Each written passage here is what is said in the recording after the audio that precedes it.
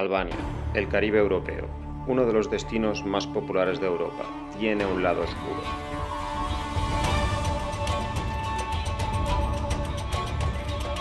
Detrás de sus paisajes paradisíacos se esconde una realidad cruda y profundamente arraigada.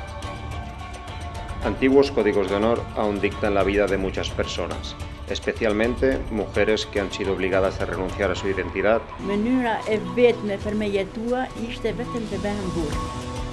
Clanes atrapados en venganzas de sangre y una de las mafias más poderosas del planeta. ¿Qué hay realmente detrás del llamado Caribe europeo?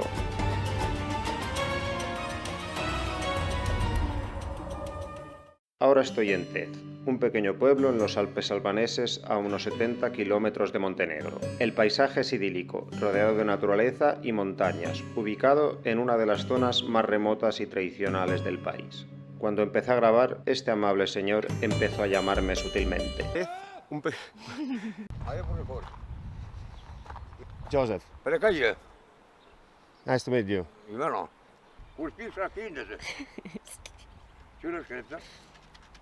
Madre. هذا جروب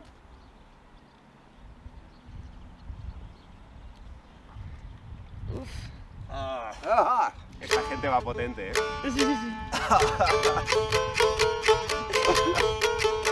Name? Chifteli. Chifteli. Chifteli. Chifteli. ايش كاركي؟ Pues voy a tocar el Chifteli. Me voy a fumar, ¿no? لا هذا جروب هذا سلكم الفيول هذا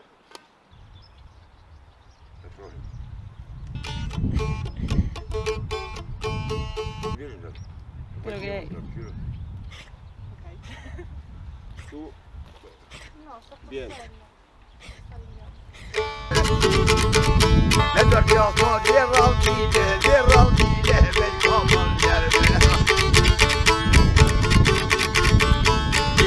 Muchas gracias, amable señor, por enseñarme a tocar el chifteli y por invitarme a fumar y beber a las 9 de la mañana. Pero he venido hasta este pequeño pueblo aislado del mundo por una razón muy particular.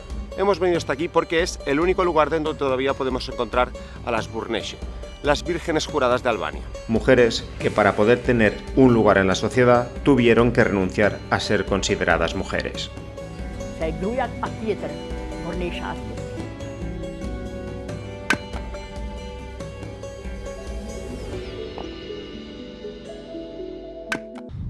Y para ponernos un poquito en contexto de la zona en la que estamos, primero de todo, ver lo rural que sigue siendo este lugar, a pesar de estar arrancando con el turismo. Mirad, es que ni siquiera las carreteras están asfaltadas, es todo gravilla, y justamente ayer llovió, así que es gravilla y muchísimo barro por todos lados. Y nada, aquí, o sea, voy paseando y hay las ovejas, no sé si se aprecian ahí, rebaño de ovejas por ahí pasturando. Quiero decir que es un sitio todavía muy rural. ¿Por qué os cuento esto? Porque años atrás, aquí, tradicionalmente, como en la mayoría del resto del mundo, el hijo varón de cada familia era el que heredaba la responsabilidad de esa familia. Era el que pasaba a ser el líder y el que se encargaba del tema económico, del tema de tierras, disputas con otras familias, etcétera, etcétera. Y a las mujeres el único rol que se le ha dado es el de acompañar y cuidar a este varón. Ni heredaban, ni decidían, ni pintaban nada. Pero la pregunta es aquí, ¿qué pasaba en las familias que no había hijos varones?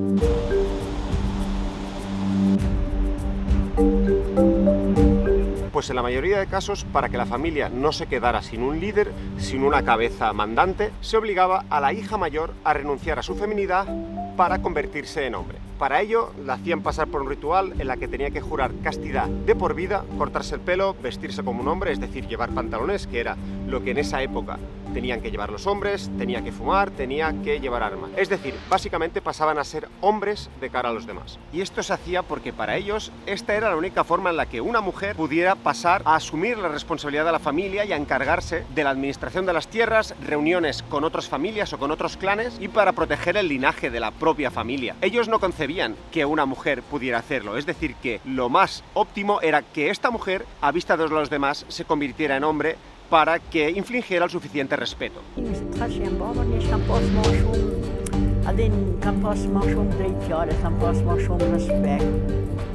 Y a pesar de que la mayoría de veces sí que era por obligación, es decir, la familia obligaban a la hija mayor a transformarse en hombre, en algunas ocasiones era la propia mujer la que decidía o pasar enfrente de la familia y transformarse en hombre, o incluso lo utilizaban algunas mujeres para librarse de algún matrimonio forzoso. Por suerte esta no es una práctica que se siga llevando a cabo, hace años que se prohibió, pero en estas montañas todavía existen varias vírgenes juradas que todavía siguen manteniendo su juramento de ser hombres, es decir, siguen con el pelo corto, no han mantenido relaciones y siguen comportándose como un hombre. Y la sociedad, a pesar de haber evolucionado, sigue respetando esta decisión antigua y la sigue reconociendo como tales. Y yo lo primero que me pregunté cuando me enteré de esto es ¿por qué nadie frenó esto? ¿Por qué se permitía? ¿Y por qué hoy en día a estas mujeres se les sigue tratando como hombres? ¿Por qué no han podido siguiendo ser mujeres, que es lo que realmente son y lo más importante de todo, lo que realmente quieren ser?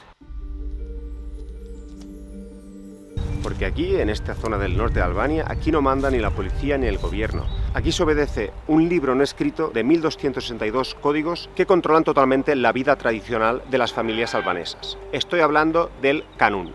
Y para hablaros un poquito más de todos estos códigos, me he desplazado hasta Shkodra, que es la capital administrativa de los pueblos del norte de Albania, que actualmente es el lugar donde más gente está viviendo siguiendo estos códigos de vida tradicional. Originalmente la mayoría de ellos sí que vivían en las montañas, pero poco a poco, a medida que avanzan las generaciones, muchos de ellos han decidido venir a la ciudad, alejándose del aislamiento que tenían en las montañas, pero siguen viviendo un estilo de vida tradicional tal y como marca el Kanun. Y sí que es cierto que estos códigos de conducta fueron prohibidos durante muchos años, durante la dictadura de aquí de Albania, pero cuando esta cayó, al no haber un Estado sólido al mando del pueblo albano, estos códigos de conducta volvieron y se arrepintieron con más fuerza que nunca. ¿Y qué dicta este código de conducta, el Kanun? Es principalmente un código de honor, que dicta cómo ha de ser el matrimonio, la herencia o la hospitalidad del pueblo albano, pero además tiene un punto que es de los más controvertidos y que hoy en día todavía se sigue llevando a cabo, que es la Jakmarja. Se podría traducir como la venganza de sangre. Una de las normas del Kanun, aún vigente a día de hoy, es que si el miembro de una familia hace una falta de respeto grave o incluso llega a matar a uno de otra, los familiares del muerto tienen la obligación de matar a la persona o a uno de los familiares de la persona de la familia homicida para así poder restaurar el honor de la familia. Y creedme que lo más fuerte no es eso, y es que esta venganza se hereda generación tras generación. Es decir, que si alguien mató a uno de tus antepasados y nadie ha logrado cobrarse esta venganza, tú tienes la obligación de intentar cobrártela para poder restaurar el honor de la familia que comentábamos hasta ahora. Y a la inversa es totalmente lo mismo. Si uno de tus antepasados hace 50 años mató a alguien, se pueden cobrar esta venganza matándote a ti o a cualquier persona de tu familia. Y aunque parezca increíble, hay familias que llevan décadas encerradas por miedo a represalias, a que les maten a alguien o a alguno de sus familiares por una disputa que tuvo alguno de sus antepasados hace años o incluso décadas. Y ese es el motivo principal por el que muchas personas han decidido huir de las montañas, donde estarían muchísimo más a la vista, sería más fácil dar con ellos para venir aquí a Shkodra, donde es relativamente sencillo tener una vida secreta y esconderse de los que llevan años o incluso décadas buscándoles. También y pensad que cada vez que uno cometa un asesinato, los otros tendrán que otra vez cobrarse la venganza, es decir, que se entraría en un bucle infinito de sangre y de asesinatos hasta que alguien decida perdonar a los otros. A día de hoy, en pleno 2025, se calcula que aquí en esta zona de Shkodra, cientos de personas viven encerradas en casa por miedo a represalias, incluidos niños. Muchos de ellos están creciendo encerrados, teniendo educación en casa y saliendo lo mínimo y necesario para que nadie les asesine. Es que me parece algo inimaginable en un país como Albania en pleno 2025.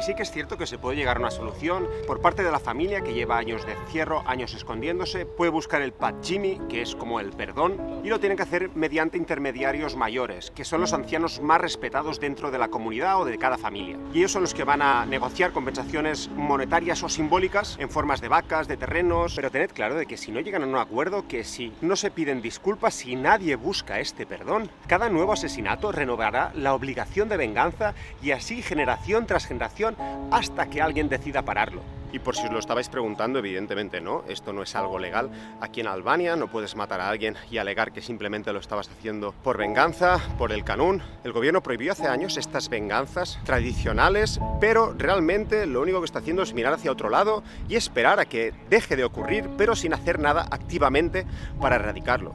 Sí que es verdad que hay asociaciones que están intentando erradicar estas vendetas que siguen pasando hoy en día, en 2025, pero tristemente el gobierno poco está haciendo para llegar a erradicarlas, así que hasta que alguien decida frenar esto de verdad, creo que tristemente va a seguir siendo la realidad de este país y seguramente va a ser una de las trabas para que pueda seguir avanzando o creciendo.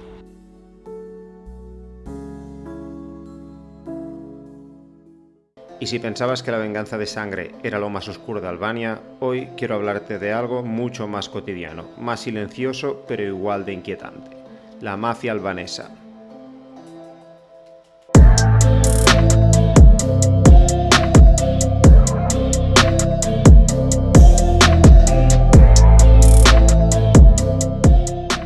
Para entenderla mejor, he viajado hasta Tirana, la capital del país, donde se dice que esta organización criminal tiene su mayor influencia.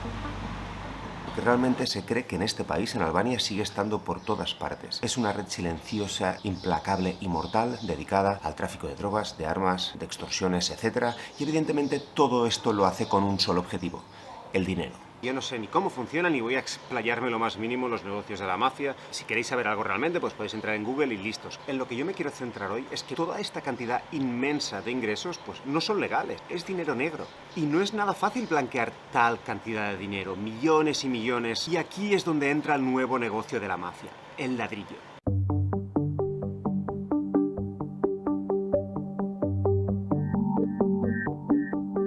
Llevo unos días recorriendo el país de norte a sur y la cantidad de edificios, de resorts, de casas, de megacomplejos que se están construyendo no tiene ningún tipo de sentido. Y lo más fuerte es que la mayoría de estas megaconstrucciones evidentemente están en construcción, pero no se ve nada de actividad en ellas. Parece que simplemente las hayan levantado y las hayan dejado así.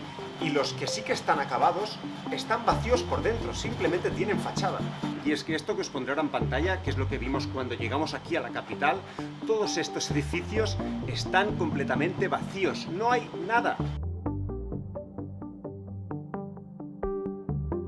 Albania solicitó el acceso a la Unión Europea y uno de los requisitos que ésta le puso es que justificara esta desmedida inversión en construcción. Pero es que realmente no pueden, porque no se puede justificar. A pesar de estar creciendo en turismo a un ritmo enorme, no hay ni tanta demanda de turistas ni tanta demanda de vivienda. Y evidentemente el gobierno lo desmiente, pero es que parece puro lavado de dinero. El gobierno está haciendo muchos esfuerzos para limpiar la mala imagen que ha causado la mafia en este país ante el mundo, y por eso durante estos últimos años han ido saliendo poco a poco muchísimos casos de corrupción dentro del gobierno, ya que alguien al final ha tenido que dar todas estas licencias de construcción sin ningún tipo de justificación. Y otra de las cosas por las que está luchando el gobierno es por reducir las muertes por arma de fuego, ya que, ojo al dato, en 2016 el porcentaje de muertes por disparo aquí en Albania era superior al de Estados Unidos, ya que es muy normal la posesión de armas en este país. Por suerte hoy en día han logrado reducirlo muchísimo y es mucho más seguro caminar por aquí. Nosotros nos hemos sentido muy seguros en todos los lugares, tanto rurales como en la ciudad, así que se nota que van avanzando en este sentido. Bueno, y como conclusión, Albania es un país precioso, su gente es increíble, pero después de haber investigado bastante para poder hacer este vídeo, me he dado cuenta de que seguramente les queda un largo y duro camino de lucha con los fantasmas del pasado, pero sobre todo con los fantasmas del presente para poder seguir avanzando. Y nada más, espero que os hayan gustado los vídeos de Albania, podéis suscribiros y darle like, y si no, pues nos vemos, espero que bastante pronto. ¡Chao!